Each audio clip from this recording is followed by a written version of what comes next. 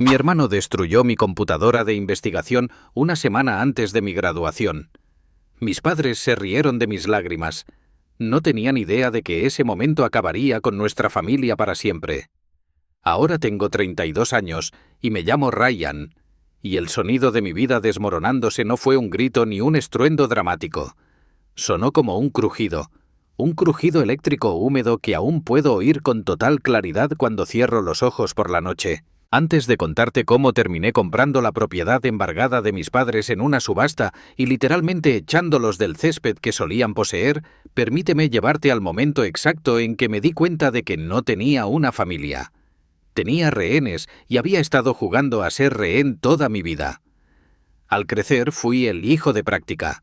Mi hermano Travis llegó 4 años después de mí. Desde ese momento me volví invisible. Travis era el hijo predilecto que no podía hacer nada mal. Cuando Travis rompía mis cosas, mamá decía, «Los chicos serán chicos». Cuando me molestaba, era demasiado sensible. Cuando Travis reprobaba clases, le contrataban tutores. Cuando yo tenía dificultades, decían que no me esforzaba lo suficiente. El patrón nunca cambió. Para la escuela secundaria ya había aprendido mi lugar. Yo pagaba todo por mi cuenta, mientras que a Travis se le entregaba todo en bandeja. Trabajé en 3 empleos para pagar la universidad. Hacía turnos nocturnos fregando suelos en un restaurante, trabajaba los fines de semana en jardinería transportando mantillo y daba sesiones de tutoría por la noche. Pedí préstamos que pagaría hasta los 40 años, compraba libros de texto usados y comía ramen la mayoría de las noches. Travis estaba en su 3er intento en un colegio comunitario, financiado completamente por mamá y papá. No paraba de cambiar de carrera y lanzar planes fallidos como batidos de proteínas, trading, criptomonedas y dropshipping. Nada de eso funcionó, pero ellos seguían financiando sus sueños. Pero yo lo logré. Obtuve mi licenciatura en arquitectura del paisaje. Mis profesores decían que tenía un talento real. Fui aceptado en un competitivo programa de maestría que solo admitía a 15 estudiantes por año. Ahorré durante 3 años para construir una computadora. Investigué cada componente y pasé un fin de semana ensamblándola yo mismo. Cuando se inició con éxito incluso me emocioné. Era mía, algo que había construido con mi propio dinero. Pasé 6 meses en mi tesis. Diseño sostenible de parques urbanos para barrios de bajos ingresos, plantas nativas, caminos accesibles, infraestructura verde y espacios comunitarios. Trabajaba todas las noches después de mis turnos hasta el amanecer. Dibujos CAD, renders 3D, especificaciones técnicas, análisis de costos. La competencia Sterling era mi boleto dorado, un premio de $15,000 y entrevistas garantizadas en las mejores empresas. Mi asesor de tesis dijo que tenía posibilidades reales de obtener el primer lugar. Faltaba una semana para la defensa de mi tesis, una semana para la graduación, una semana para la presentación de la competencia. Todo estaba listo. Eran las 2 de la tarde de un martes a finales de abril. Llegué a casa de clase e inmediatamente lo olí. Electrónica quemada y refresco barato, del tipo verde neón con el que Travis vivía. Se me revolvió el estómago. Abrí la puerta de mi apartamento. Travis estaba en mi habitación sosteniendo un bate de béisbol de aluminio. La torre de mi PC personalizada estaba tirada.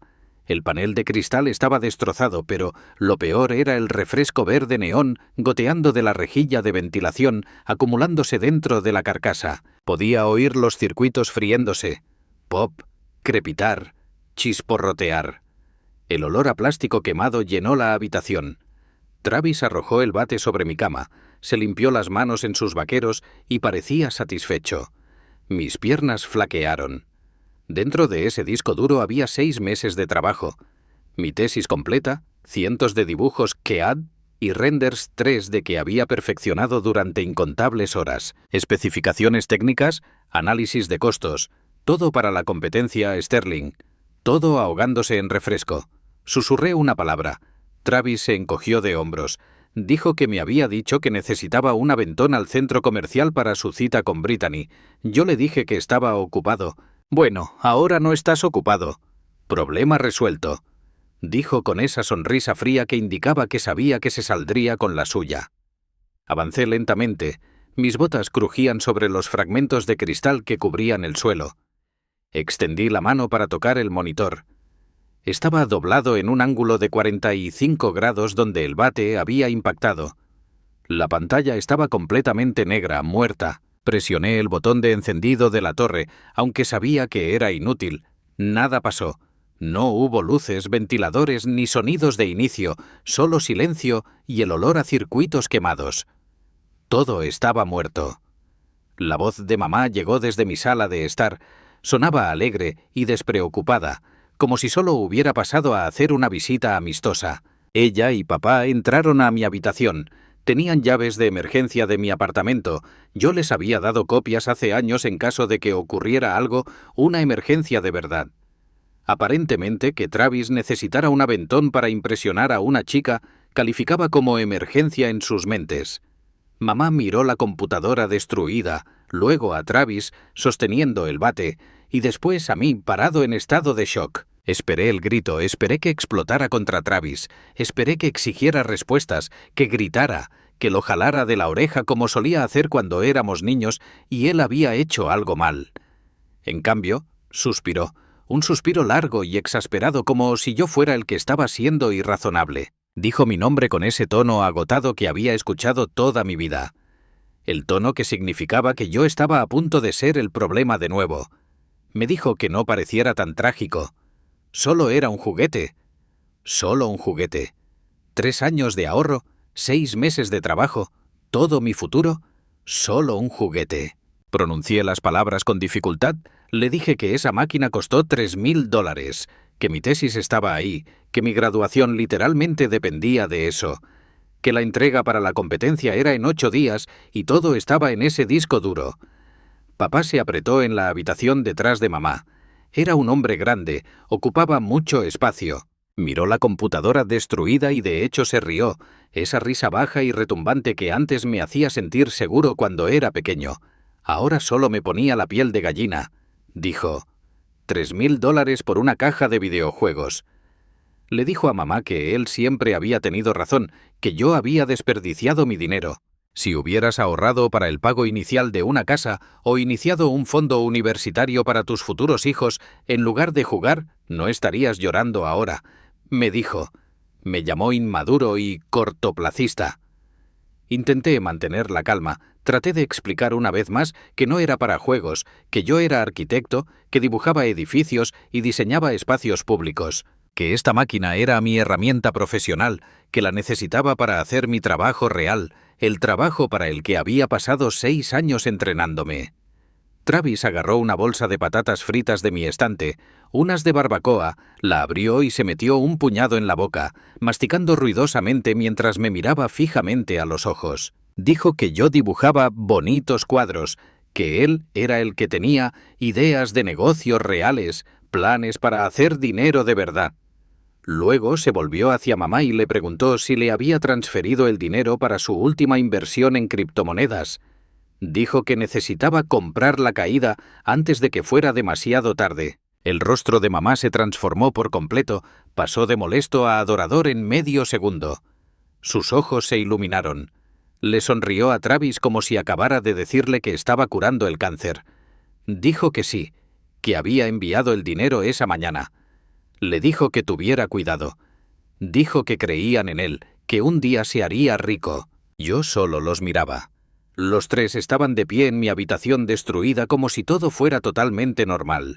Todo mi sustento estaba literalmente humeando sobre el escritorio. El disco duro, que contenía 6 meses de trabajo sin dormir, se estaba ahogando en refresco porque mi hermano de 29 años había hecho una rabieta de niño pequeño. Y ellos estaban allí discutiendo su cartera de criptomonedas como si yo no existiera. Lo dije claramente, articulando cada palabra, les dije que Travis lo había roto a propósito, que había derramado refresco sobre él porque yo no quería llevarlo en coche. Esto no fue un accidente, fue una destrucción deliberada de propiedad. Mamá agitó la mano con desdén. Dijo que Travis le había contado que se le resbaló, que había estado sosteniendo su refresco y lo había tirado accidentalmente. Me preguntó por qué siempre asumía lo peor de mi hermano. Dijo que siempre había estado celoso de él desde que éramos niños y que era feo, muy feo, que era hora de madurar. ¿Celoso? Señalé los restos con una mano temblorosa. Le dije que aquello era un crimen, una destrucción real de propiedad. Ese bate no cayó del cielo. El cristal no se rompió solo. El refresco no se vertió solo en la rejilla de ventilación. La voz de mamá se volvió cortante. Me dijo que dejara de ser tan dramático. Dijo que estaba destrozando a la familia por un trozo de metal.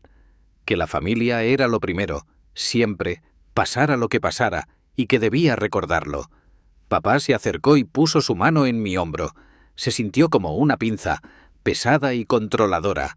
Me dijo que me comprarían una libreta, una bonita de papel de la papelería. Quizás unos lápices, dijo, y añadió, quizás deberías haber impreso tu tarea como la gente solía hacer en mi época. Trabajar a mano construye el carácter, te hace apreciar más las cosas. Travis resopló con la boca llena de patatas fritas, rociando migas por todas partes. Me dijo que no actuara como si fuera el único que importaba. Dijo que el mundo no giraba a mi alrededor y que quizás esto era bueno para mí, para enseñarme algo de humildad. Algo dentro de mí se rompió, pero no fue ruidoso, no fue dramático, fue silencioso, como un cable cortado, como si se cortara la energía de una máquina. Los miré, realmente los miré. Vi a mamá agarrando su bolso con ambas manos, sus ojos constantemente buscando a Travis para asegurarse de que estuviera bien. Vi a papá de pie con el pecho inflado, negándose a entender algo que no implicara trabajo manual o resultados deportivos. Vi a Travis sonriendo mientras comía mi comida en mi habitación destruida. Estaba seguro de que podía quemar mi apartamento y ellos me culparían por tener cortinas inflamables. En ese momento me di cuenta de algo que debí haber comprendido hace años. No tenía padres. Tenía el club de fans de Travis, su equipo de animadores, y yo solo era el conserje al que mantenían para limpiar el desorden, el chivo expiatorio al que culpaban cuando las cosas salían mal. La rabia que se había acumulado en mi pecho de repente se enfrió, se convirtió en hielo. Me sentí tranquilo, peligrosamente tranquilo. La clase de calma que precede a una decisión que cambia la vida. Dije 2 palabras. Fuera de aquí. La habitación quedó en completo silencio. Mamá pareció ofendida. Realmente ofendida. Dijo que habían conducido hasta allí para visitarme, que habían traído... Bueno, iban a traer lasaña, pero la habían olvidado en casa. Pero aún así, la intención era lo que contaba. Me repetí. Fuera de aquí. Dejen mi llave de emergencia en el mostrador. Fuera de mi apartamento ahora mismo. El rostro de papá se puso rojo. Dio un paso adelante invadiendo mi espacio. Dijo que estaba echando a mi propia madre por una computadora después de todo lo que habían hecho por mí a lo largo de los años. Después de haberme criado, alimentado y dado un techo. ¿Así les pagaba? Mantuve el contacto visual, sin pestañear. Le dije que no habían hecho nada por mí. Le recordé que ellos pagaron el coche de Travis, sus 3 intentos fallidos en la universidad y su último plan de negocios. Yo había trabajado en 3 empleos para pagar mi propia matrícula. Pasé hambre para ahorrar dinero. Fregué inodoros a las 2 de la mañana para poder comprar libros de texto. Construí esta computadora con dinero que yo mismo gané, dinero que obtuve con mi propio sudor y tiempo. Y ahora Travis la había destruido porque yo no quise ser su chofer personal. Les dije que tenían 30 segundos para irse o llamaría a la policía y presentaría cargos por vandalismo, por allanamiento de morada, ya que habían entrado sin permiso, y por destrucción de propiedad. La sonrisa de Travis finalmente vaciló. Sus ojos se abrieron de par en par. Dijo que no lo haría, que estaba fanfarroneando. Le dijo a mamá que me dijera que en realidad no lo haría. Mamá me miró a la cara. Realmente me miró. Quizás vio algo que nunca antes había visto. Quizás vio que había cambiado, que ya no era el niño asustado que soportaría sus abusos, que finalmente había tenido suficiente. Soltó la palabra bien. Dijo que si quería elegir una máquina antes que a su propia carne y sangre, que lo hiciera, pero que no esperara que vinieran corriendo cuando me sintiera solo y miserable. Que estaba cometiendo un gran error, que me arrepentiría de esto. Agarró el brazo de Travis y lo jaló hacia la puerta, sacó la llave de emergencia de su bolso y la golpeó contra el mostrador de mi cocina con tanta fuerza que la oí rebotar. Le dijo a Travis que su hermano estaba teniendo una rabieta y que se iban. Salieron a duras penas. Papá masculló algo por lo bajo sobre la generación ingrata y los niños de hoy en día. Travis me lanzó una última mirada por encima del hombro, pero también había algo más en sus ojos. Miedo, miedo real, como si finalmente se hubiera dado cuenta de que yo podría llevarlo a cabo. La puerta se cerró de golpe. El silencio que siguió fue ensordecedor. Podía oír la televisión de mis vecinos a través de la pared, el tráfico fuera de mi ventana, mi propia respiración. Pero dentro de mi apartamento el silencio me oprimía como un peso. Me hundí en el suelo, allí mismo, en mi entrada, apoyé la espalda contra la pared, me llevé la cabeza a las manos. El olor a electrónica quemada era abrumador y me provocaba náuseas. Quise gritar, quise golpear la pared, quise lanzar algo, pero estaba demasiado cansado, demasiado devastado. 6 meses de trabajo perdidos. La defensa de mi tesis era en 7 días. La fecha límite de la competencia era en 8. Estaba acabado, terminado. Años de trabajo y sacrificio. Todo destruido porque mi hermano era un niño mimado en el cuerpo de un hombre. Entonces me vino una idea. Me puse de pie a toda prisa, casi me resbalé con los fragmentos de cristal, me arrodillé y me arrastré bajo el escritorio, apartando los cables pegajosos y los componentes destruidos. Había escondido algo allí. Una medida de seguridad, un seguro, una pequeña unidad USB robusta, una de esas de alta resistencia pensadas para obras y trabajos al aire libre. La había pegado con velcro a la parte inferior del marco del escritorio donde nadie la vería. Una ubicación de respaldo de la que nunca le había hablado a nadie. Mis manos temblaban mientras la buscaba. «Por favor, que esté ahí. Por favor, que esté ahí». Plástico. Frío. Plástico duro. La arranqué de las tiras de velcro y la levanté a la luz. La unidad estaba seca, completamente intacta. Sin daños por refresco, sin daños físicos. Perfecta. Había estado haciendo copias de seguridad de mi tesis cada noche antes de acostarme. Era una vieja costumbre de años en los que Travis rompía mis cosas cuando éramos niños. Había aprendido pronto a tener siempre una copia de seguridad de cualquier cosa importante, a no confiar nunca en que algo estaría seguro, ni siquiera en mi propia habitación. Me arrastré de debajo del escritorio, aún sosteniendo esa unidad como si fuera el santo grial. Todo estaba aquí. Cada dibujo CAD, cada render, cada documento, cada cálculo. 6 meses de trabajo, todo a salvo. Travis no ganó. Empecé a reír. Salió maníaca, casi histérica, resonando en mi apartamento vacío. Travis destruyó una máquina de $3,000 y pensó que había arruinado mi vida, pero no lo hizo. Lo único que hizo fue mostrarme exactamente quién era él, quiénes eran todos ellos, y darme el empujón final que necesitaba para sacarlos completamente de mi vida.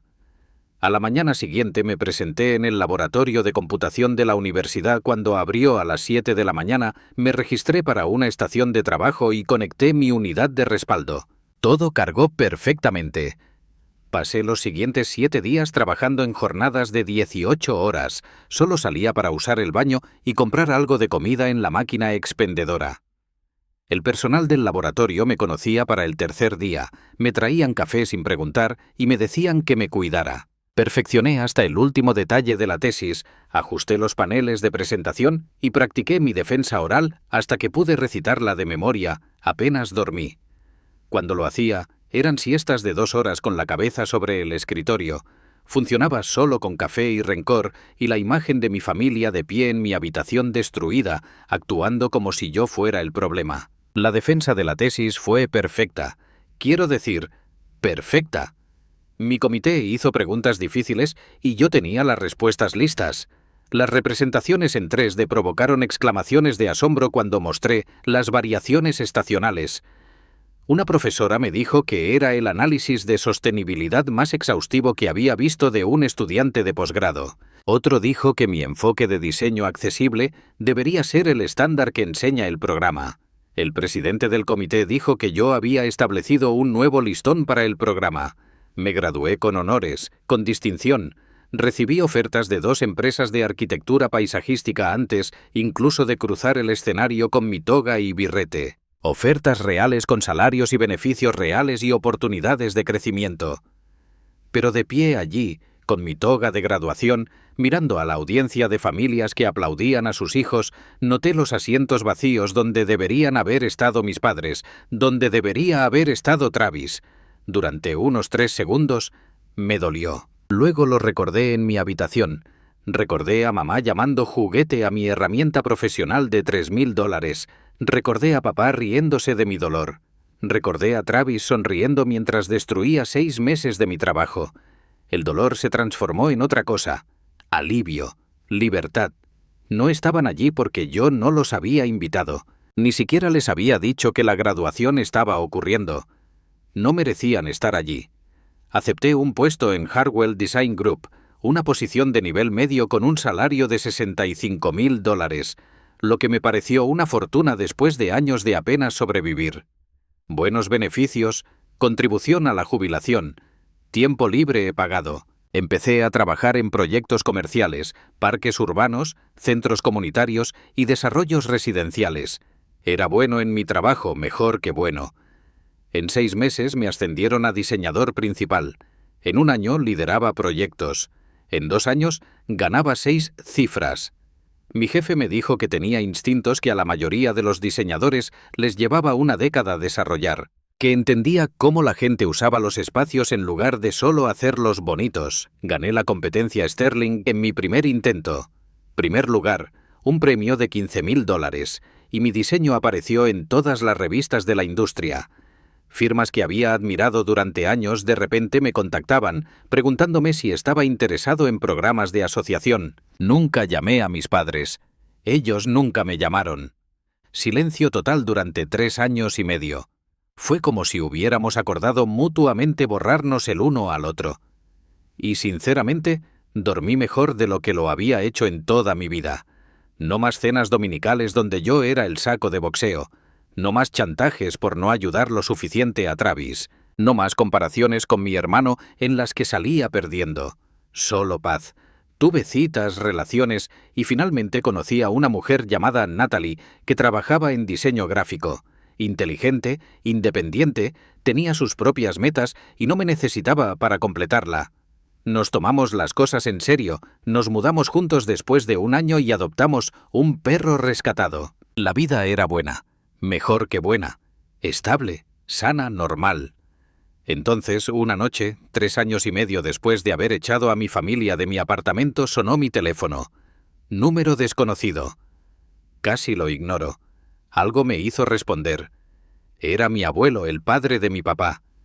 Habíamos sido cercanos cuando era niño. Solía llevarme a pescar, me enseñó a usar una sierra de mesa en su taller y siempre me daba $20 cuando mamá no estaba mirando. Pero después del conflicto con mis padres, perdí contacto con la mayor parte de la familia extendida. Papá probablemente les había dicho a todos que yo estaba loco o inestable, o cualquier historia que lo hiciera quedar bien. La voz de mi abuelo sonaba vieja al teléfono, cansada de una manera que no tenía nada que ver con la hora del día. Dijo que se había enterado de lo que pasó hace 3 años, que papá le había contado una historia sobre mí, acusando a Travis de destruir mi propiedad sin motivo y cortando lazos con la familia porque yo estaba celoso. Pero el abuelo no se lo creyó. Había vivido con papá el tiempo suficiente para saber cómo actuaba. Además, recordaba todas las veces que Travis rompió mis cosas cuando éramos niños y a mí me culpaban por ser descuidado. Me preguntó si podíamos vernos para tomar un café. Dijo que había algo importante que necesitaba hablar, algo sobre su herencia y el futuro. Nos reunimos en una cafetería cerca de su casa 2 días después. El abuelo parecía más frágil de lo que recordaba, más delgado, moviéndose más lento. Pidió café negro y tarta de manzana. Fue directo al grano como siempre hacía. Estaba enfermo, cáncer de pulmón en etapa 4. Los médicos le habían dado 6 meses como máximo. Había estado poniendo sus asuntos en orden, actualizando su testamento y decidiendo qué hacer con su propiedad. Era dueño de una casa cerca del lago Cedar, una hermosa propiedad que él mismo construyó en los años 70. 3 acres de pinos, muelle privado, chimenea de piedra, pisos de madera que él mismo había puesto a mano. El lugar valía cerca de $1 millón ahora, con la forma en que los valores de las propiedades frente al mar se habían disparado. En su testamento original todo iba a ser para papá, la casa, el terreno, todo, pero el abuelo quería cambiarlo. Quería que la casa fuera para mí en su lugar. Le pregunté por qué, no porque no la quisiera, sino porque necesitaba entender. El abuelo dijo que había hablado con papá el mes pasado. Le preguntó cómo me estaba yendo. Papá le dijo que me había vuelto loco, que había inventado mentiras sobre Travis destruyendo mi computadora, que había cortado lazos con toda la familia porque no podía soportar que Travis tuviera más éxito que yo. Dijo que yo siempre había sido el niño problemático, celoso, inestable, que no podía mantener relaciones ni empleos, que me había negado a disculparme y hacer las paces, incluso después de que ellos intentaron reconciliarse. El abuelo no lo creyó. Me conocía desde que nací. Me recordaba a los 7 años, aprendiendo a leer solo porque quería entender los manuales de instrucciones. Me recordaba a los 12 años, ahorrando mi mesada para comprarle un regalo de cumpleaños a Travis, a pesar de que Travis me había roto el patín la semana anterior. Me recordaba trabajando cada verano durante la escuela secundaria en lugar de salir con amigos. Él sabía que yo no era el problema. Así que llamó a mi tía, llamó a algunos primos y obtuvo la verdadera historia. Cómo Travis había destruido la computadora de mi tesis justo antes de la graduación.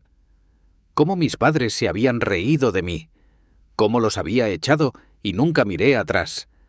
Cómo me había graduado con honores y construido una carrera real, mientras Travis seguía saltando entre esquemas para hacerse rico rápidamente. El abuelo me miró a los ojos y dijo que su hijo había fallado como padre, que había criado a un hombre que no podía ver lo que importaba, que había elegido favoritos y había dejado que el niño de oro destruyera al bueno. El abuelo dijo que quería asegurarse de que yo tuviera algo sólido, algo que nadie pudiera quitarme. Quería que la casa fuera para mí. Quería que yo tuviera la seguridad que él había construido con sus propias manos. No sabía qué decir. Esta casa representaba riqueza generacional, estabilidad, todo por lo que había estado trabajando, todo lo que mis padres me habían negado. 3 meses después, el abuelo falleció pacíficamente mientras dormía, según la enfermera del hospicio. El funeral fue tenso. Papá asumió que la casa sería para él. Ya había investigado cómo venderla y le dijo a Travis que se repartirían el dinero 60-40 para financiar la última aventura empresarial de Travis. Una idea de aplicación móvil que definitivamente haría millones esta vez. La lectura del testamento se llevó a cabo la semana siguiente. Me presenté con el traje que usaba para las presentaciones con clientes, un gris oscuro profesional. Papá, mamá y Travis ya estaban allí, con aspecto engreído, como si ya hubieran ganado. Mamá vestía como si fuera a una fiesta. Travis llevaba una camiseta con un estampado y un agujero en la axila. La abogada era una mujer mayor con ojos penetrantes y cero paciencia para las tonterías. Leyó primero los artículos menores.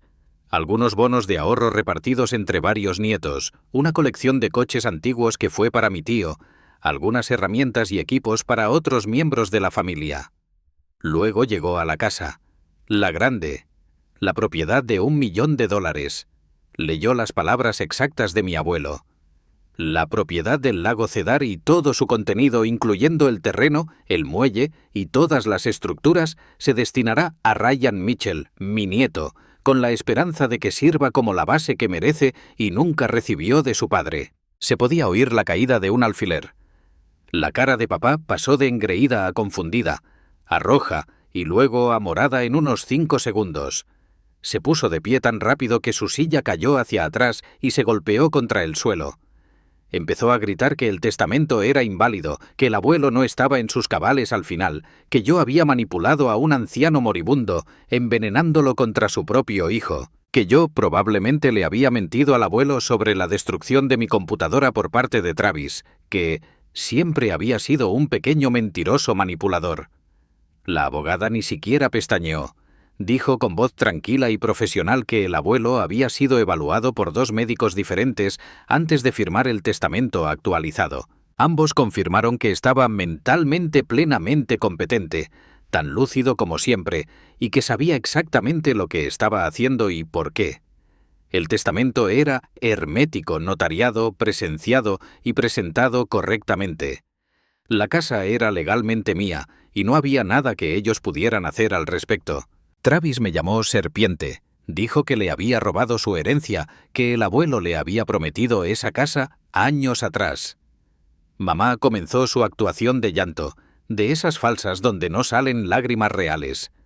Dijo: «¿Cómo pude hacerle esto a mi propia familia?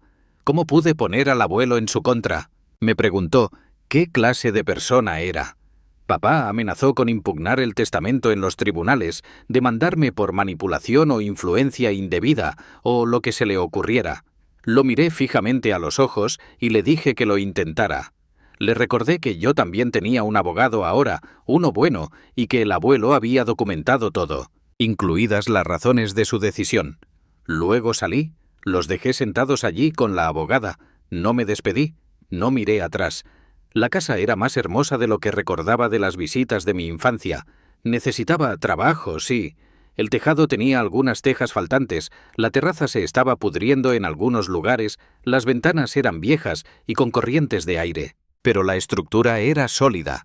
El abuelo había construido cosas para que duraran. Pasé los siguientes 8 meses renovando, contratando a profesionales para los trabajos importantes como el tejado y la cimentación. Hice parte del trabajo estético yo mismo los fines de semana. Natalie me ayudó a elegir los colores de pintura, los accesorios de iluminación y los muebles. Quitamos el papel pintado viejo y lo repintamos todo en blancos limpios y grises suaves. Volvimos a pulir los suelos de madera hasta que brillaron. Actualizamos la cocina con nuevos electrodomésticos y encimeras de cuarzo. Reemplazamos todas las ventanas por otras de eficiencia energética. Construimos una nueva terraza con materiales compuestos que no se pudrirían. El lugar se transformó. Parecía sacado de una revista de diseño de casas. Pero aquí está la cuestión. No la estaba guardando como una casa de vacaciones para Natalie y para mí. Tenía un plan diferente, un plan mejor.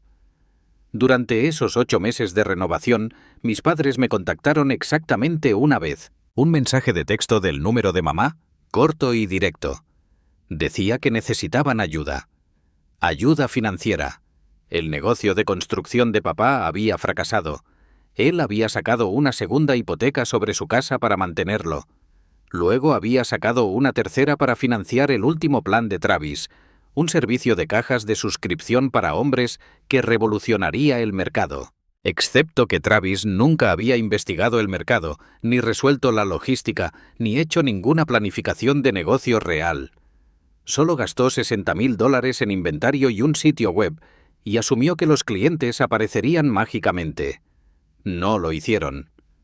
Ahora mamá y papá se enfrentaban a la ejecución hipotecaria de su casa, la casa en la que habían vivido durante 30 años, la casa donde crecí.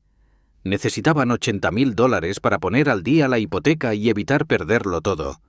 El mensaje de mamá decía que era mi deber como hijo ayudar, que la familia se mantiene unida en los momentos difíciles, que esta era mi oportunidad de demostrar que yo era la persona más grande, que seguramente podría prescindir de $80,000 de mi herencia. La casa valía casi $1 millón. ¿Qué eran $80,000? No respondí. Solo hice una captura de pantalla del mensaje y lo guardé en una carpeta de mi laptop llamada Evidencia. Pensé que podría necesitar documentación de su sentido de derecho más adelante. 2 meses después de ese mensaje, su casa fue embargada. El banco la tomó. Tuvieron que mudarse con lo que pudieron meter en el coche de Travis y un camión de mudanzas alquilado. Terminaron en un pequeño apartamento de 2 habitaciones al otro lado de la ciudad. Travis se mudó con ellos porque su última novia lo había echado después de que él gastara el dinero de su alquiler en más inventario para su negocio fallido. Todo esto lo supe a través de mi tía, quien se había mantenido en contacto conmigo después del funeral del abuelo. Ella sentía pena por ellos, pero también admitía que se lo habían buscado. Dijo que papá siempre había sido terrible con el dinero y que a Travis siempre se le había permitido fracasar. Me dijo que mamá y papá les decían a todos los que querían escuchar que yo me había negado a ayudarlos, que había heredado una propiedad de $1 millón y no podía dar $80,000 a sus propios padres, que los había cortado por pura malicia, jugando la carta de la víctima con toda la fuerza que pudieron. Lo que no sabían era que yo había comprado su casa embargada en una subasta. Había establecido una empresa fantasma específicamente para este propósito, Miller Property Holdings, LLC, completamente legal, completamente anónima. Pagué en efectivo por debajo del valor de mercado, porque era una ejecución hipotecaria y necesitaba trabajo.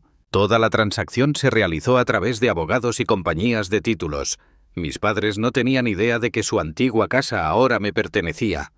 No les dije, simplemente los dejé vivir en su pequeño apartamento. Los dejé luchar con las facturas y culparme por sus problemas. Mientras tanto, seguí trabajando en la casa del abuelo, seguí construyendo mi carrera y seguí viviendo mi vida. Natalie y yo nos comprometimos. Ella entendió lo que estaba haciendo incluso antes de que le contara el plan completo. Dijo que estaba orgullosa de mí por romper el ciclo, por no dejar que me arrastraran. Luego recibí una llamada de una organización sin fines de lucro con la que había estado haciendo voluntariado. La Fundación para Sobrevivientes de Abuso Financiero Familiar, una organización que ayudaba a jóvenes adultos que habían sido explotados financieramente por sus propias familias, chicos a los que les habían robado sus fondos universitarios, a los que se les había obligado a entregar cheques de pago, a los que les habían abierto tarjetas de crédito a su nombre sin permiso, a los que se les había utilizado como cofirmantes de préstamos que nunca vieron, cuyos padres les habían robado la identidad. Las historias eran brutales y mucho más comunes de lo que la gente se daba cuenta. La directora ejecutiva me preguntó si estaría dispuesto a ayudarlos a desarrollar un programa residencial. Dijo que la mayor brecha en los servicios era la vivienda. Estos chicos necesitaban un lugar seguro para vivir mientras reconstruían sus vidas, mientras aprendían educación financiera y habilidades laborales, mientras recibían asesoramiento, reparaban su crédito, ahorraban dinero y descubrían quiénes eran fuera de la disfunción familiar. Dijo que habían estado buscando una propiedad durante 2 años, pero no podían encontrar nada asequible. Todo era demasiado caro, demasiado pequeño o en barrios peligrosos. Me preguntó si conocía a alguien que pudiera donar una propiedad o financiar una compra. Le dije que quizás tenía una solución. 2 semanas después, firmé los papeles.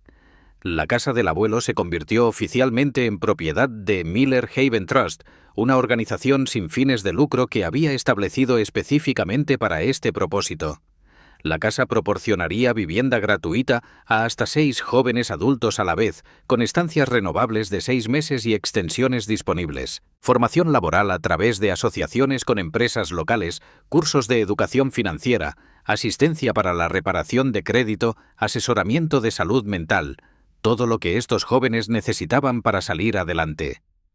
La gran inauguración estaba programada para un sábado de junio.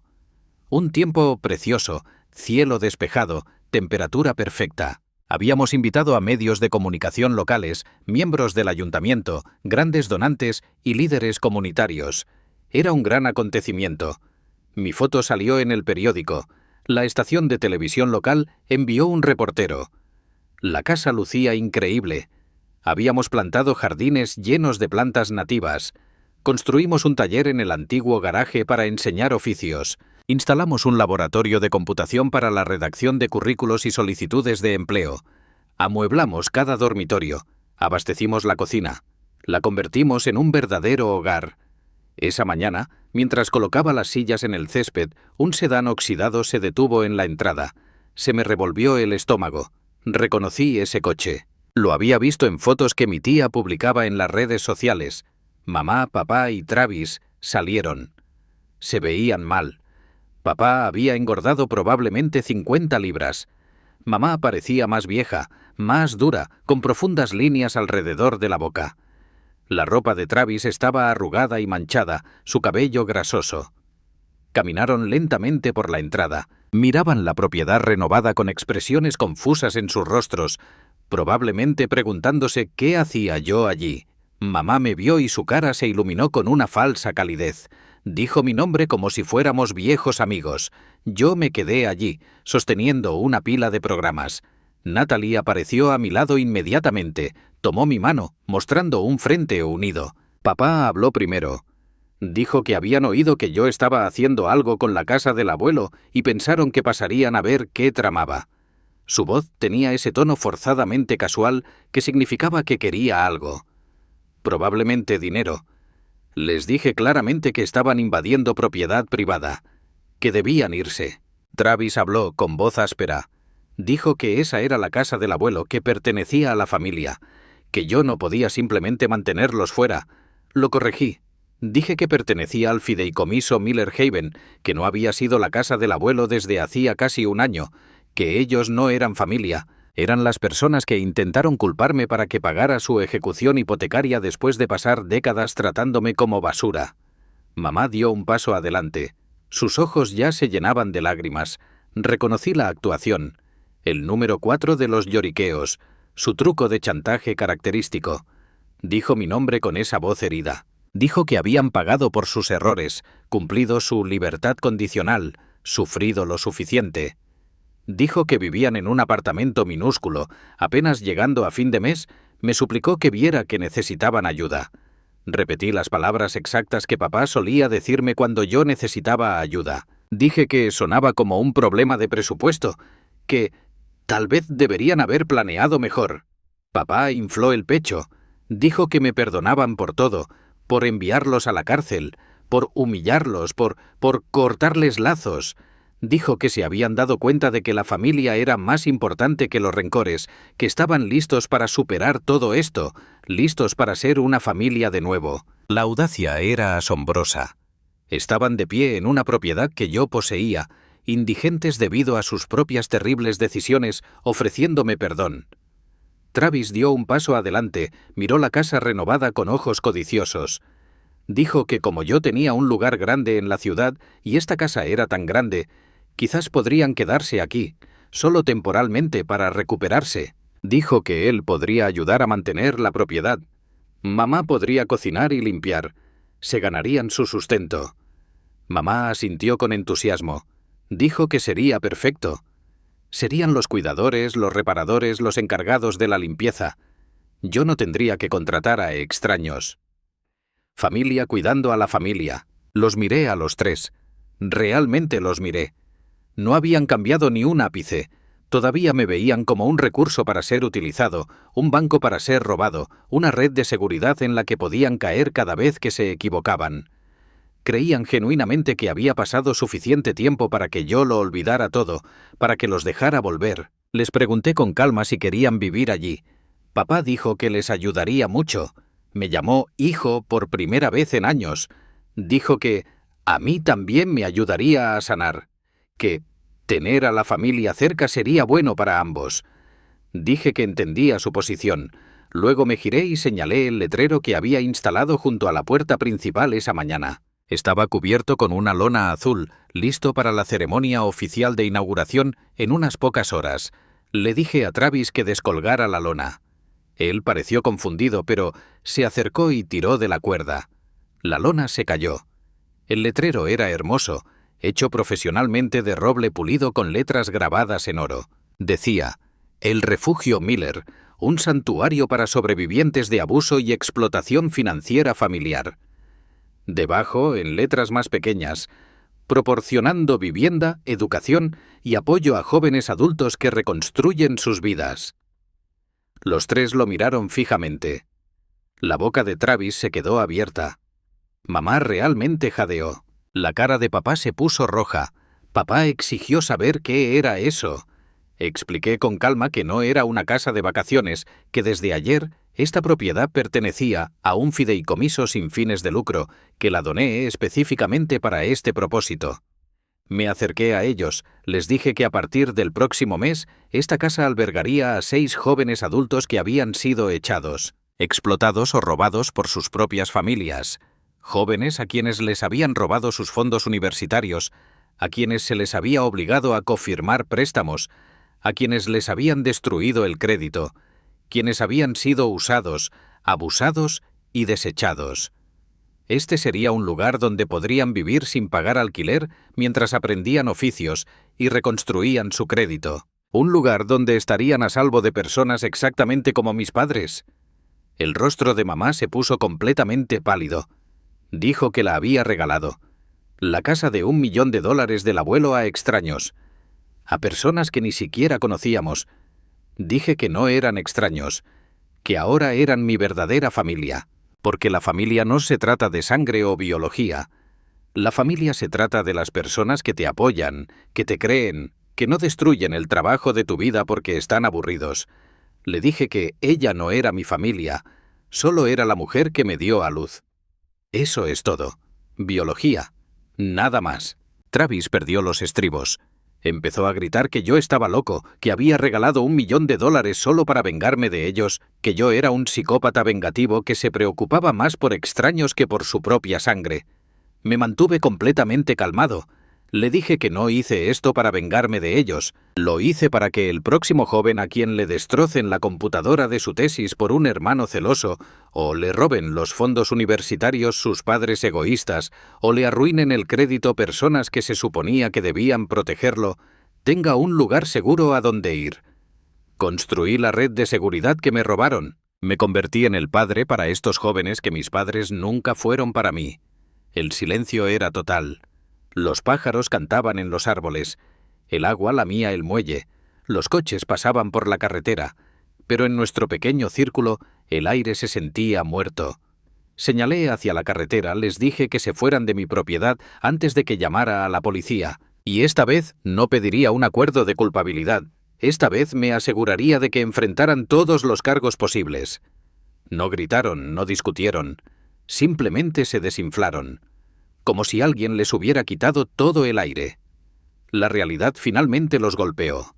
No había herencia a la vista, ni rescate del hijo pródigo, ni red de seguridad proporcionada por el hijo al que habían abusado durante 30 años. Papá miró la casa una última vez. Una casa que debería haber sido suya. Una casa que había perdido por sus propios fracasos. Una casa que ahora era una fortaleza, protegiendo a la gente de hombres exactamente como él. Escupió al suelo, débil y patético. Luego se dio la vuelta y se arrastró de regreso al coche oxidado. Mamá me miró durante un largo momento. Pensé que por fin se disculparía, que por fin reconocería lo que habían hecho. En cambio, susurró que yo era un hombre cruel, que me arrepentiría de esto, que Dios me juzgaría por abandonar a mi familia. Le dije que contaba con ello, que con gusto le explicaría mis decisiones a Dios. Travis no dijo nada, solo me miró con puro odio, la mirada de un parásito que finalmente se da cuenta de que el huésped tiene inmunidad. Se subieron al coche, los motores tartamudearon y tosieron antes de arrancar. Humo negro salía del escape. Salieron de la entrada las ruedas crujiendo sobre la grava. Los observé hasta que el coche desapareció por completo. Natalie me apretó la mano y me preguntó si estaba bien. Respiré hondo, comprobé mi pulso. Estable.